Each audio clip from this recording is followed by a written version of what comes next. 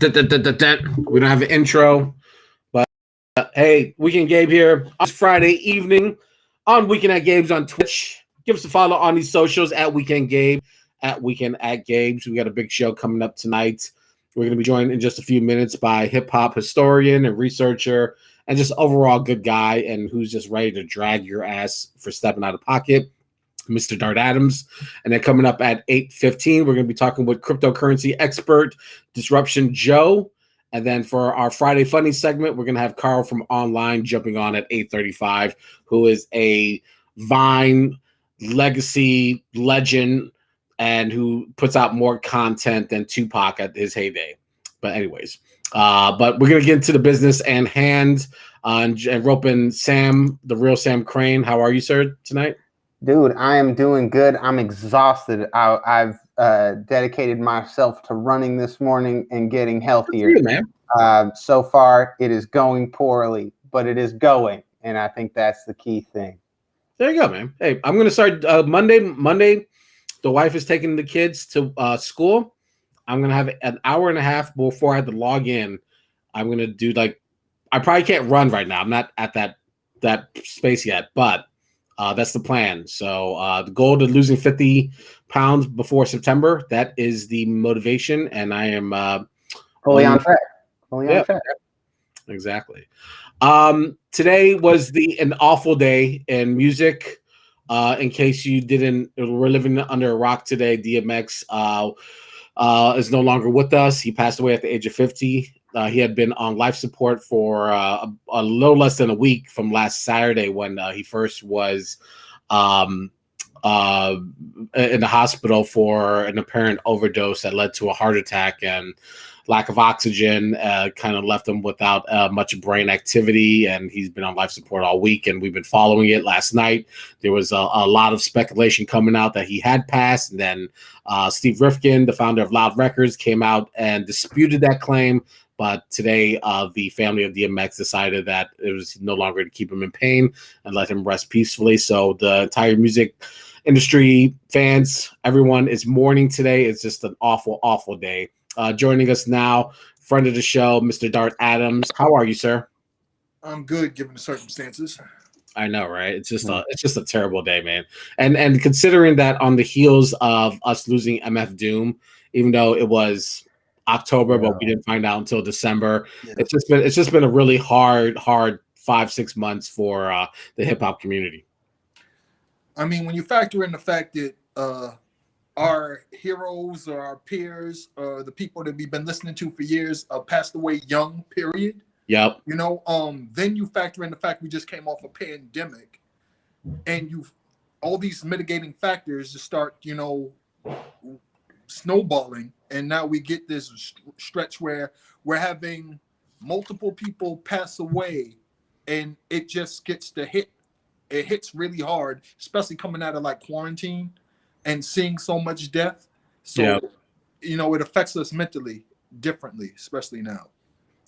This one particularly hurts more than anything. Obviously, DMX was a huge part of my hip hop experience in the 90s as a teenager. Seen him. Today on your Instagram really went, before the Def Jam debut, but that's where my journey with him began.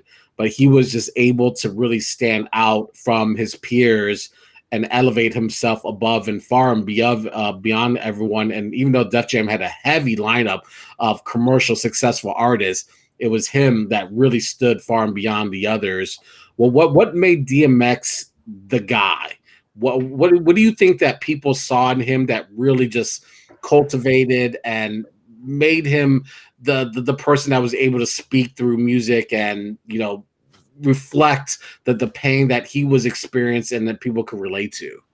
All right, so we have to think about this, right? When we look at guys like Nas, Jay-Z, and DMX, and then more so you look at a Busta Rhymes, right? Yeah. Most people relate them to the late 90s when they hit their stride and they became the people for them growing up. Me, I'm old as fuck. I'm 45. So Nas, I first hear Nas January 91 live at the barbecue when Main Source's album comes out.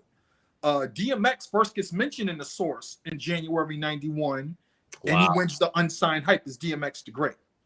And then Jay-Z, I'd known since, Hawaiian Sophie, but really the originators in '90.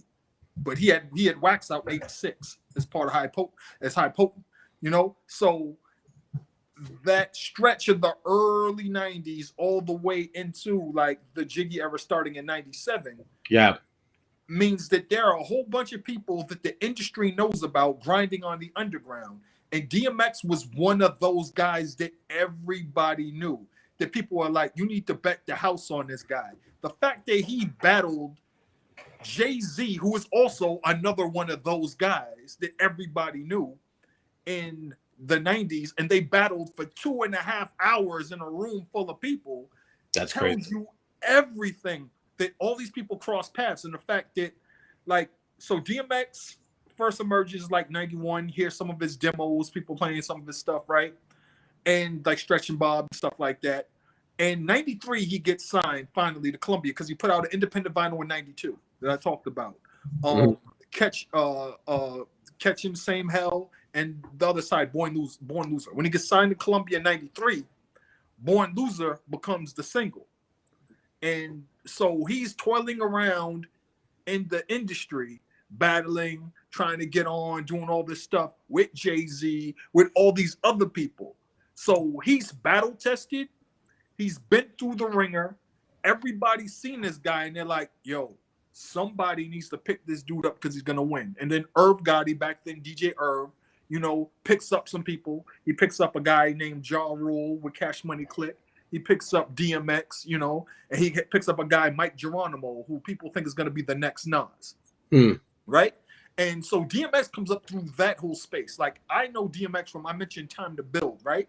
Go back and listen to like that song from 1995. It has Mike Geronimo, Ja Rule, Jay-Z, and DMX on it. Like, these are the guys that keep the lights on for Def Jam in 97, 98, 99, right? So that's why DMX is the guy, because he was always the guy, even when the industry didn't recognize it. You got to remember, man, Jay-Z, every record label turned Jay-Z down, so he had to pretty much make a label with his people. Rough Riders put out his vinyl in '92. And when did you hear about Rough Riders and see all the all-terrain vehicles and the motorcycles lining the streets? It wasn't until '98, right?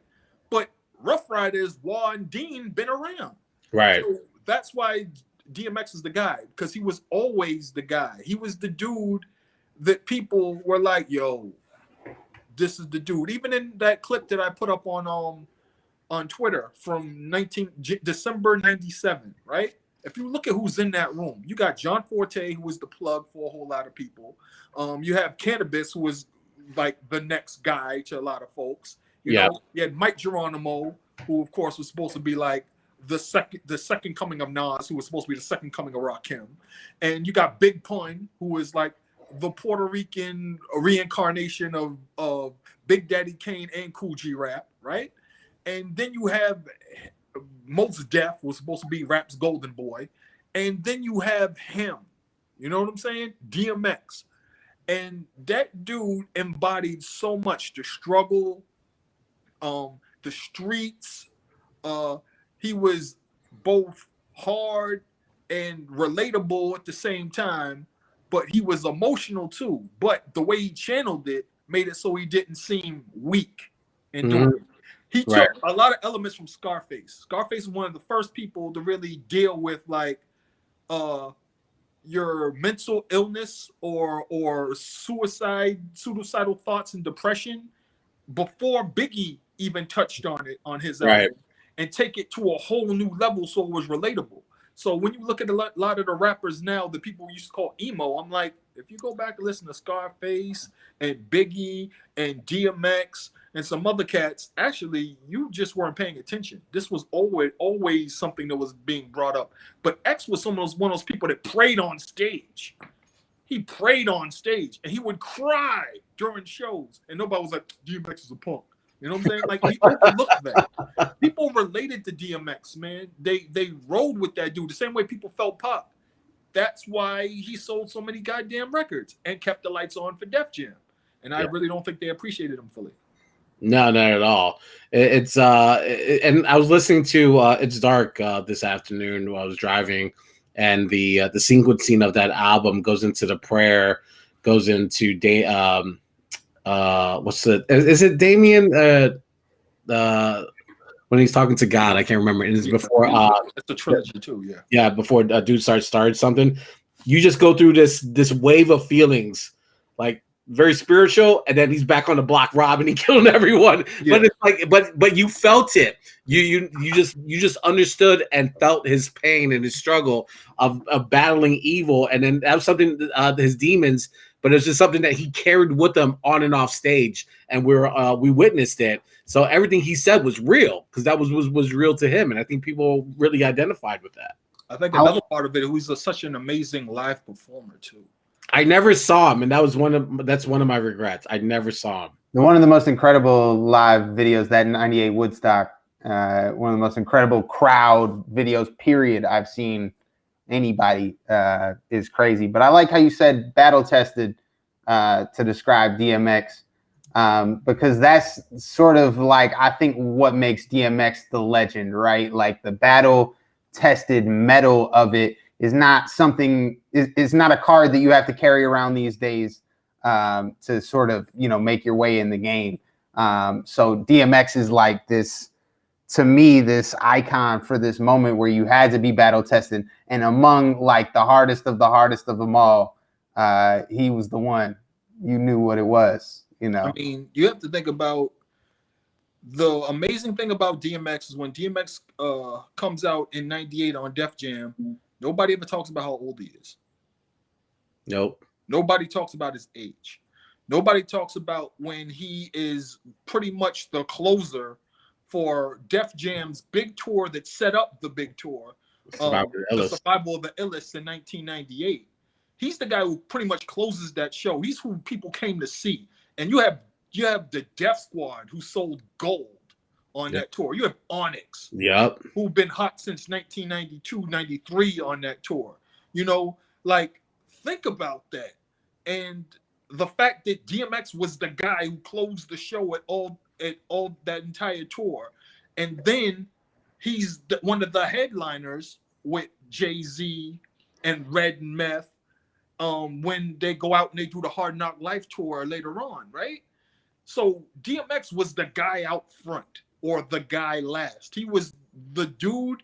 He was the cleanup guy. He's the dude that everybody relied on to bring it home, right? Mm-hmm. And the fact was that he had been through the trench. He had been in the trenches. He'd been through it. He was battle tested. He was war ready. And he proved that with his discography and his releases and his singles and his live performances. Yeah. I think he's the only artist to debut at number one and then have his first 5 albums debuted at number one. In a world where Celine Dion exists. Think about that. Like Jay didn't do it, Nas didn't do it, Prince didn't do it. I mean, it's a phenomenal feat that I don't think will ever be achieved again. I mean, maybe Drake. I don't know if he's done it or not. Has gone 5. No way. No, but I don't think they later went. Anyways, it doesn't matter. But anyways, but it's just such a phenomenal feat that he owns that, and his run and his rise, like you mentioned, Dart through the Jiggy, the shiny era, and then through transitioning through the Bling era into the 2000s, and still keeping that momentum going through to 2003. Like he went through like 3-4 eras, like in 5-6 years, and he was like still the guy. I think that speaks a lot to his credibility and also to his talent and skill.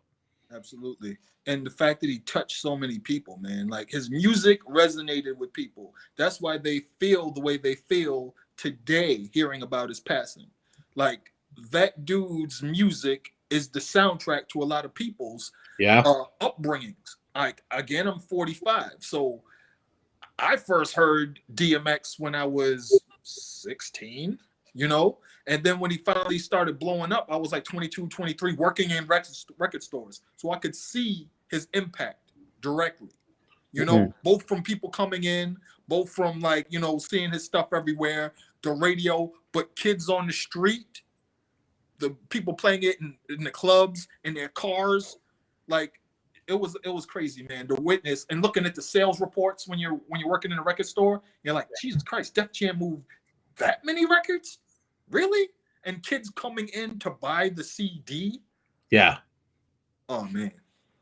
What you were at Tower Records, right? You were working there as a clerk manager. Yes. What was that? Do you recall any like any of those the either the first release or the second? I know the second one is the one that everyone because DMX was now a household name, so people jumped on it. I know the first album kind of was like, I don't want to say a slow burn, but it didn't jump out the gates, but it was successful. But the second one, I think that's when everything stopped. Yeah. For me, the weird thing about DMX, well, the notable thing about DMX was who was buying it, right?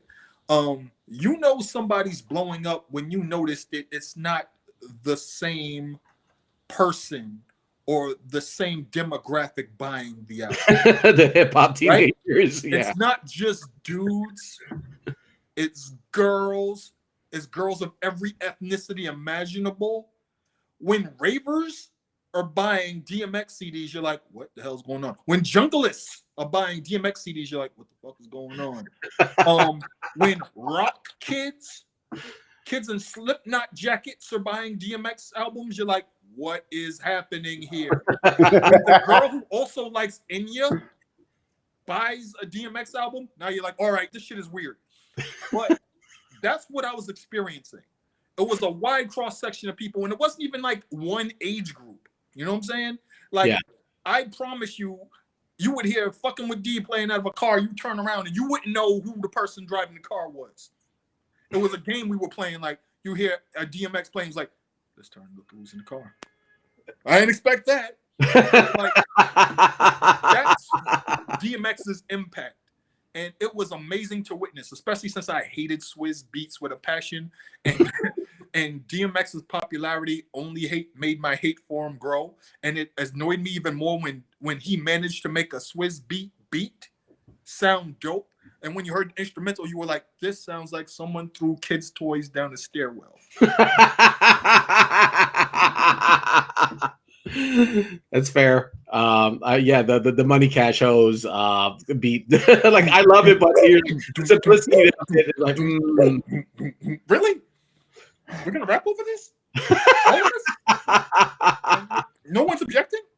Oh, we're doing this. Okay, fine. Fuck it. Shout out to Dame Grease, who held it down on the first album. Okay.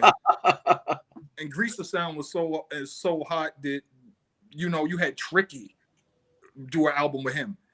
It was Tricky, Dame Grease, and DJ Muggs. That's right. That album. I think I bought that album, and it's stashed somewhere. I haven't listened to it in years, but Salute Mad Dog, who rapped like Biggie and Notorious Thugs on 4 different songs, on 4 different beats. I promise you. You think I'm lying? I'm not exaggerating. He did. Where does I don't know. I just can't imagine living this life without DMX, because I was listening to a first he was featured on the Locks record Doing About Shit, which is a phenomenal, great record, and he sounds great on that record. And then there was some on the interview that they did with Ebro. There was talk about them doing a collaboration album.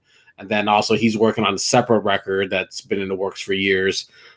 So I don't know, like what do you think is going to happen with some of these records that may come out after his death or after they lay him to rest? I'm just afraid to see what happens with Def Jam. I know, yeah, I don't know, because he resigned with Def Jam, right? Yeah, I mean money, but also the thing is that, like, when I think about what could have happened, like, I know that Irv Gotti was really pushing for the Murder Incorporated album, but at the time it wouldn't have made sense. Jay-Z had his Rockefeller movement going. X was really, really like locked in with Rough Riders to build that movement. And the only people that were going to benefit from that was going to be Irv. Irv really wanted the Murder Incorporated album to happen because he kind of had these guys in the same wing to gain more favor with Def Jam, you know?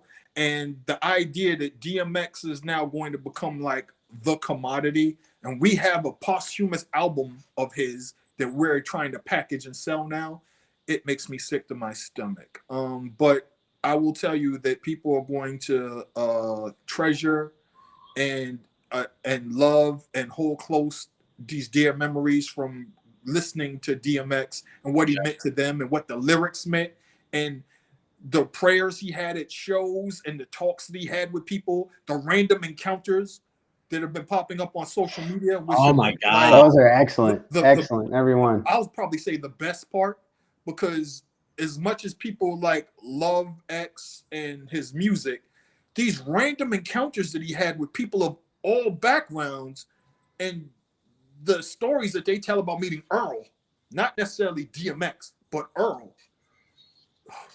It's amazing. Yeah. What is I can't remember for her name. What's the girl's name on Can I Get a What on the Jay-Z record? Oh, you're talking about Emil? Emil. She said on the Hard Knock Life DVD or the doc, you know, like everyone loves X because X always gives love, and you know, and all these videos that you see is like he's just super cool, super natural, and you know, and I think that's what everyone loved about him. And it's this world's gonna suck a lot without him being part of it. And can you imagine somebody who's that much of a thug having a conversation with somebody at a table and they're talking about toenails? He's like, shit, my nails are pretty as hell. And he takes off his Timberland boots and shows the woman his toes. Exactly. That's amazing to me. Like, you know, goes on tour, has 400 dogs in the hallway, and no one's telling him anything, smoking weed. Nobody's saying shit to him because it's X. But at the same time, nobody's afraid of him, but they're afraid of him. Can you imagine that? There's a show, the BT had a show in 2006 that was like a reality show, and it was called DMX, The Soul of a Man, and he's in Arizona, and these little white girls roll up to him, and they feel comfortable talking to him, and it's the cutest thing ever, because it's like to them, oh, it's DMX. But like, they should be definitely afraid of this man, but they're not. And then when he talks to him, you're like, why would you be? So it's amazing. DMX was he was everything, man. It's crazy. I know.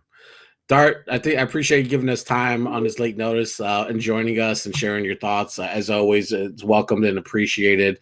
The world's going to be a lot more fun place without DMX. Absolutely. Thanks for jumping on. I'll talk to you soon. All right. All right, then, man. What?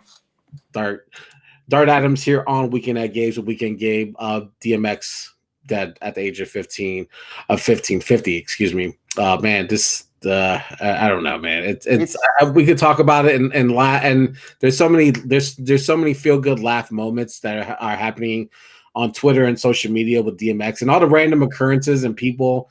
I don't know if you saw the one that I put reshared about this woman. It's like, yo, I did a U-turn to take a picture. Yeah. No, I was watching that one. Yeah. What these bitches won. No one fucking knows. I'm trying to find out. It was just amazing, man. He had just like a cool energy, and all the tweets you've been sharing today have been awesome. I like the Chris Rock joint. I don't know. I sent that one to you where he's in jail and he's like, I'm DMX, man. I just live here. Go watch the Fresh Off the Boat episode with DMX. It is phenomenal. I watched it last weekend. It is absolutely phenomenal. Word.